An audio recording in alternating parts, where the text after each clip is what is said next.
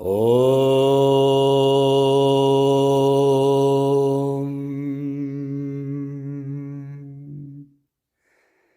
Brahmanandam Paramasukadam Kevalam Jnanamurtim Dvandvatitam Ganganasadrisham Tattvamasyadilaksham Ekam Nityam Vimalamachalam Sarvadi Sakshibhutam Bhavatitam Trigunarahitam Sadgurum Tam Namami. Querido buscador da verdade, bem-vindo. Esta obra que vamos avaliar é um dos diálogos mais sagrados, pois ele acontece entre dois seres despertos. Astavakra, que passa seus ensinamentos para todos aqueles que buscam liberdade, e o rei Janaka, que era discípulo de Astavakra e se autorrealizou, realizou o Self. Então, nesta obra, vocês vão ter acesso direto aos ensinamentos de um ser desperto para que também possam atingir a liberdade e à visão de qual é a experiência, por assim dizer, de um ser desperto. Como é que ele vive, qual a sua experiência.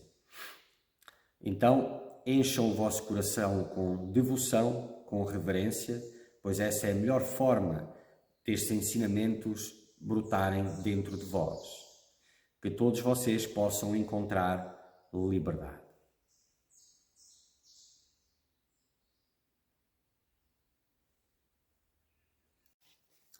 Continuando, capítulo 12, permanecendo no Self, Janaka continua no quinto verso.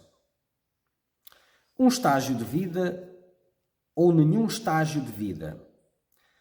Meditação, controle das funções mentais, percebendo que estas me causam distração, assim verdadeiramente eu permaneço firme.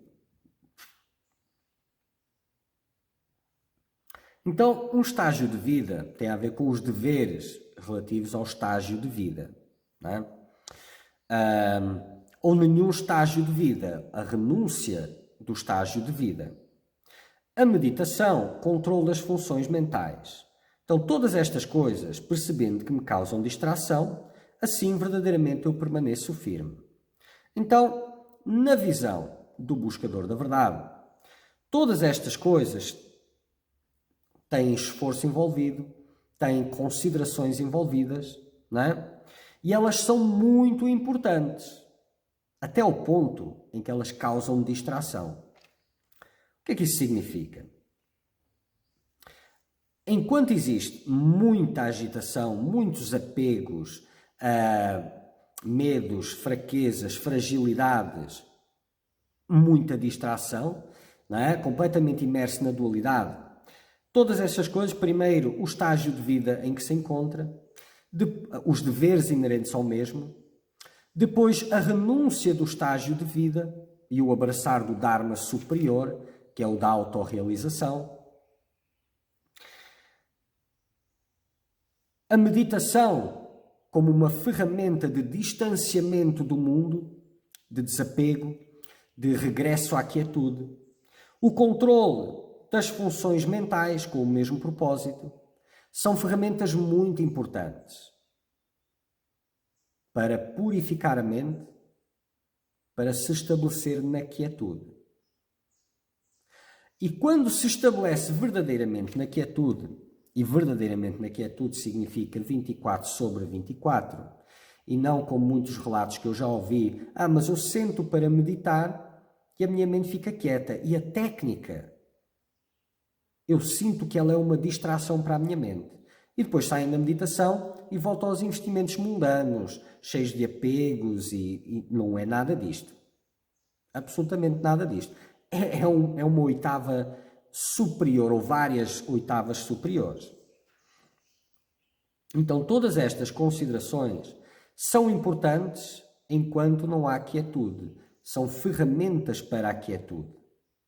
E todas elas têm a sua importância.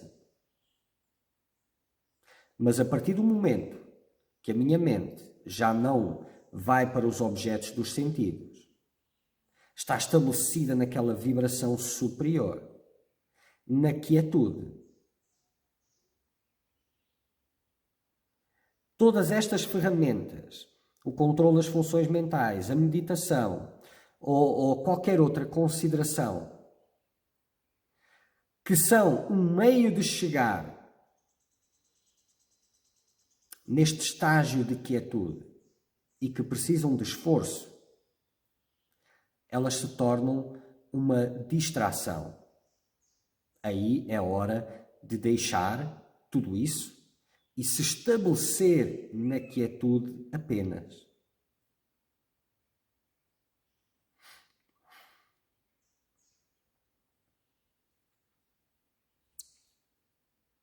Meditação aqui entra, não é, como a prática de meditação, mas isto é meio, não é?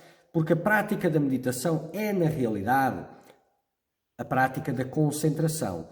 A meditação é o estado sem esforço que se permanece, mas que ele permanece durante um tempo ininterrupto, mas depois que sai novamente.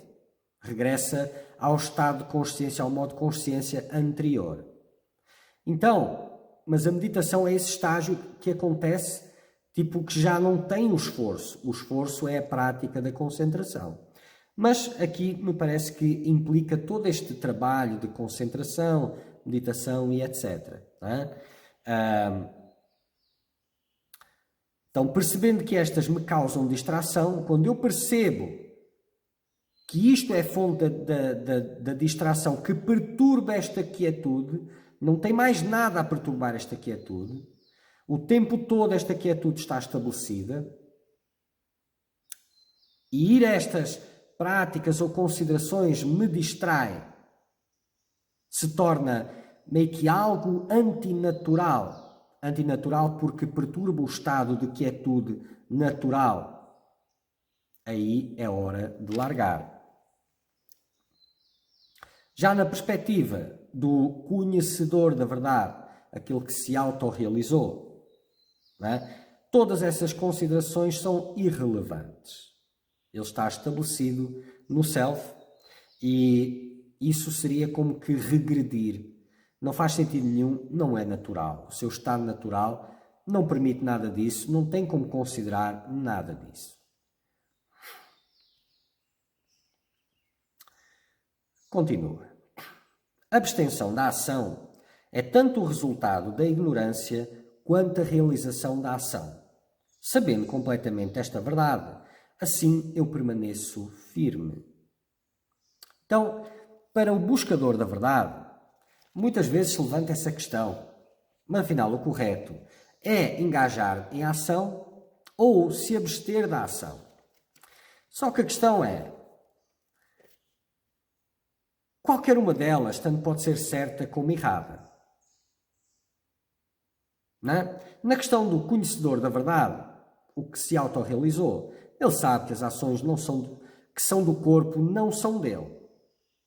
Que dizem respeito ao corpo e aos karmas, são frutos de ações passadas do corpo e da mente, não tem nada a ver com ele. Então, tanto faz se o corpo aparenta estar engajado em ação ou desengajado em ação. Elas não têm o agente, não há identificação com nenhuma das mesmas, é um descarte natural. A natureza está fazendo o que quer com os corpos, que é exatamente o que a natureza faz. É a natureza que usa os corpos, não sou eu. Já para o que está em busca de liberdade, quando estes conceitos se levantam, muitos fazem muitas teorias acerca de uma coisa, outros fazem as teorias acerca da outra. E normalmente a maioria está errada. Tanto a maioria que diz que tem que se abster, quanto aqueles que dizem que precisa engajar. Porque normalmente, e atentem que autoengano é dos maiores obstáculos do caminho espiritual. E normalmente os buscadores abraçam os ensinamentos que mais lhe permitem manter a sua ilusão, ao contrário daquilo que imaginam. Então, alguém que tem muita força pessoal, muita energia, dinamismo disponível, que está habituado a exercer controle para ter resultados, essa pessoa vai dizer: vou-me engajar na ação para ter resultado. Ou, através da renúncia da ação, eu terei o resultado. Mas o resultado almejado, a iluminação, é apenas um fruto egoísta que é almejado. Algo que trará benefício à consciência individual, ao indivíduo, que melhorará a sua realidade, a sua importância pessoal. Já o outro, que é preguiçoso, não gosta de trabalhar, vive num estado tamásico, ele olha para isto e diz: não, olha para os ensinamentos, não, eu preciso me abster da ação, porque isso é o melhor. Não é? Quer dizer, são tantos desdobramentos que isso pode ter, que a questão é apenas se o buscador da verdade é um buscador da verdade, se é sério a sua busca, eventualmente terá de haver orientação. E é a orientação que irá indicar de acordo com o perfil de cada buscador, pois os ensinamentos não são absolutos. As diferenças de ensinamentos têm a ver com diferentes tipos de ilusão. E para uns uma coisa é o mais adequado, para outros é outra. Porque trata-se de quebrar as crenças, as cristalizações de ilusão. É disso que se trata. Então, apenas a orientação traz o que é mais importante.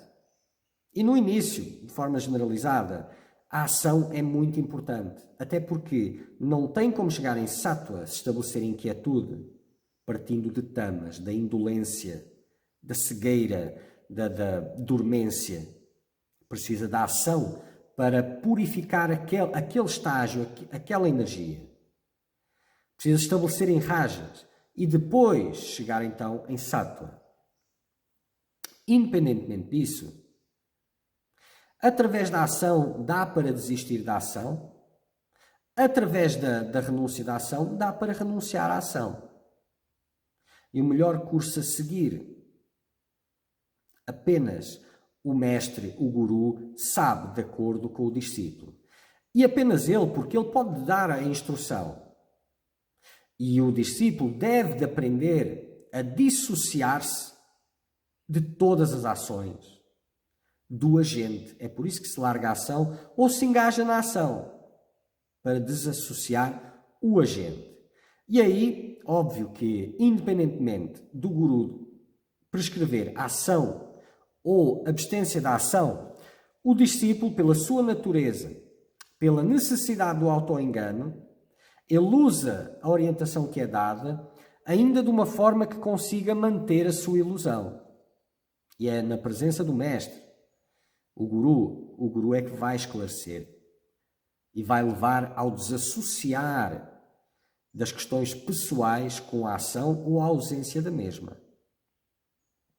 E vai esclarecer aquilo que está sendo feito pelo discípulo. Ele vai ganhando consciência e crescendo cada vez mais através da prática que lhe foi prescrita. O labirinto da ilusão é o labirinto da mente. A mente é ali que sobrevive, é ali que existe, é ali que ela quer ficar. Ela não está em busca de liberdade. Na realidade, ela está em busca de melhores condições de sonho, um sonho mais agradável. Então, ação ou inação são prescritas pelo mestre, de acordo com a ilusão do discípulo. Não é uma receita de bolo. No caso daquele que se encontra já estabelecido na quietude, ainda não autorrealizado, mas estabelecido na quietude, é o estabelecer-se na quietude e o permanecer na quietude que é o importante. E tudo o que perturba isto é descartado, é insignificante. E aquele que realizou o self, estes conceitos não se levantam. O corpo continua a fazer as ações que têm que ser feito como fruto de karmas passados e não tem mais o agente. O agente não está mais identificado com o corpo. Então as ações não são do ser desperto, dizem respeito ao corpo. As ações, se dizem respeito ao corpo, não têm a ver com o ser desperto. Logo, com a ação existe a abstenção da ação, porque o agente não está lá. E nada disso perturba. Ele permanece firmemente no self. Esta é a realização de Janaka, ou de qualquer ser desperto.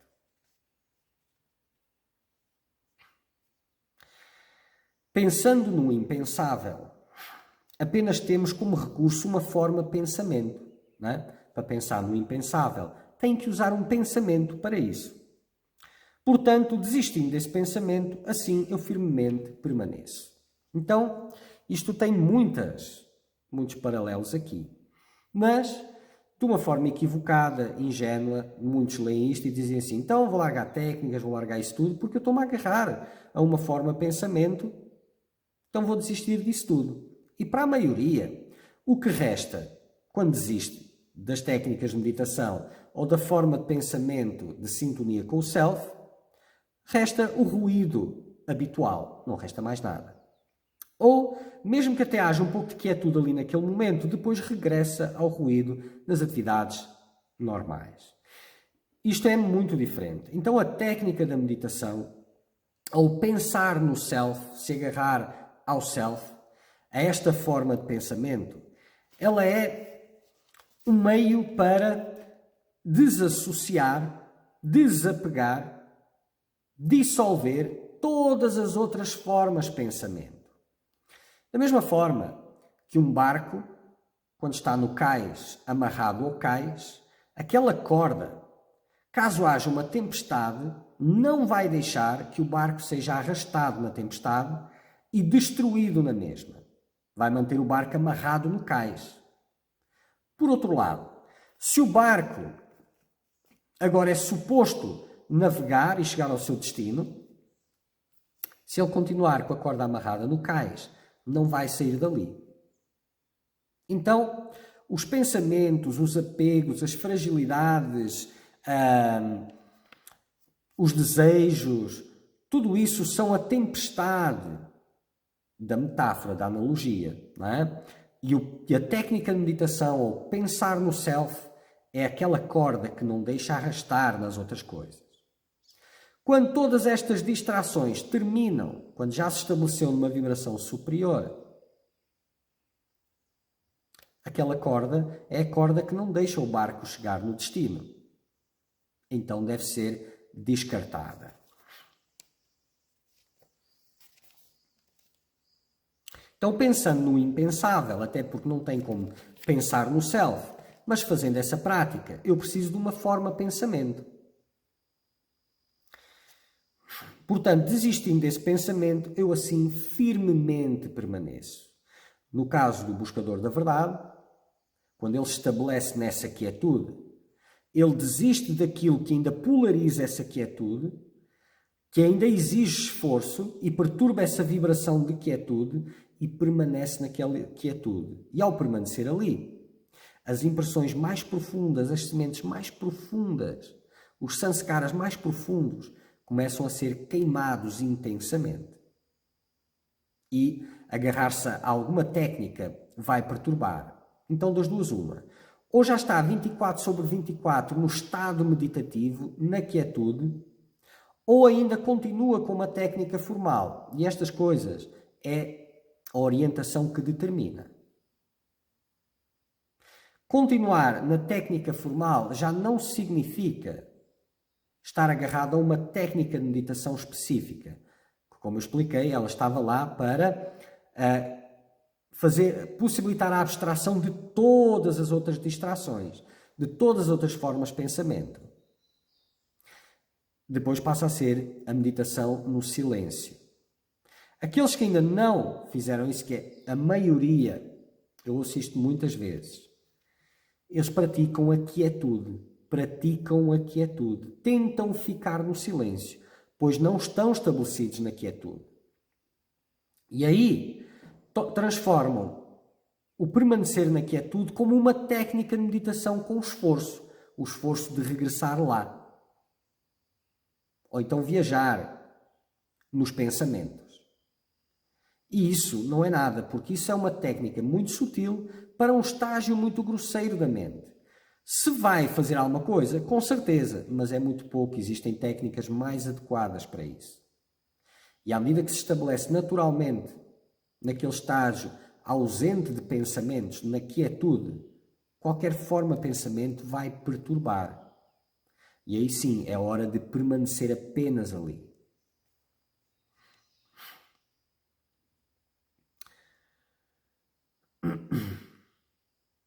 E aquele que se estabeleceu no self, voltar a usar um pensamento ou uma técnica com esforço é impensável. Seria como regredir, não faz sentido nenhum. E até não faz sentido nenhum porque depois da realização já sabe tudo isso é irreal e inexistente. Não tem mais como a mente se afetar por isso. Seja lá o que se queira dizer. Por isso, assim permanece firmemente. E por último, ele fala: abençoado é o homem que alcançou isto. São 2 estágios. Abençoado é o homem, pois sem a bênção de Deus e do Guru, não tem como chegar lá, não tem como dar a continuidade nos passos. Isto é muito importante. E, portanto, abençoado com bênção que alcançou isto.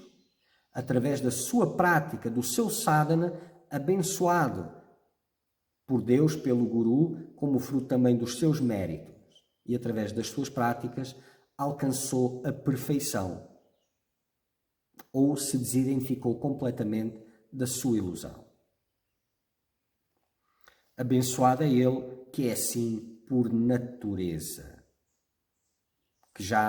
Que o estado de perfeição se tornou a sua natureza. E ele não só é abençoado, como é bênção e fonte de bênção para outros. Muito bem.